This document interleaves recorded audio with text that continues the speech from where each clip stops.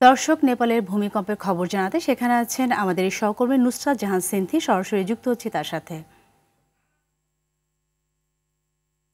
কাঠমান্ডুর থামেলে আছি। আপনি যেটি জানেন যে আজকে সকালে একটি শক্তিশালী ভূমিকম্প অনুভূত হয়েছে নেপালে।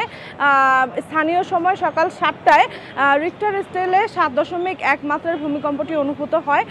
যেহেতু সকালের সময় ছিল, সকাল 7টা ছিল, বেশিরভাগ লোকে এই সময় ঘুমের মধ্যে ছিল, তো এই কারণে নর্মাল যারা বাইরে ছিল, যারা জেগে ছিল বা কাজের মধ্যে ছিল, তাদের মধ্যে উত্তেজনা বিরাজ করে। তবে যে পরিমাণ বড় মাত্রার ভূমিকম্প অনুভূত হয়েছে সে অনুযায়ী ততটা এখানে অস্থিরতা আমরা দেখতে পাইনি।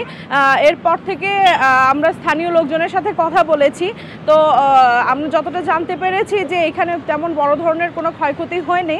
আর এছাড়া ভূমিকম্পের পর থেকে সকালে কিছুটা অস্থিরতা থাকলেও সকালের পর থেকে দুপুরে আপনি দেখতে পাবেন আমার পিছনে স্বাভাবিক জনজীবন। এখানে দোকানপাট সব খোলা, গাড়ি ঘোড়া স্বাভাবিকভাবে চলাচল করছে, দৈনন্দিন জীবন খুবই স্বাভাবিক।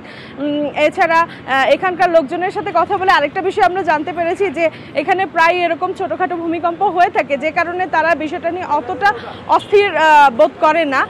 এছাড়া 2015 সালে আপনি জানেন যে 2015 সালে নেপালে একটি বড় ধরনের ভূমিকম্প হয়েছিল, সেইখানে প্রায় 9,000 লোকের মৃত্যু হয়েছিল। তো এরপর থেকে মোটামুটি ছোটোখাটো ভূমিকম্প এখানে হয়, তবে এই বিষয়টা নিয়ে তারা ততটা উত্তেজিত না, এবং আজকে এখানে তেমন কোনো বড় ধরনের ক্ষয়ক্ষতি হয়নি বা বড় ধরনের কোনো দুর্ঘটনা আমরা দেখতে পাইনি।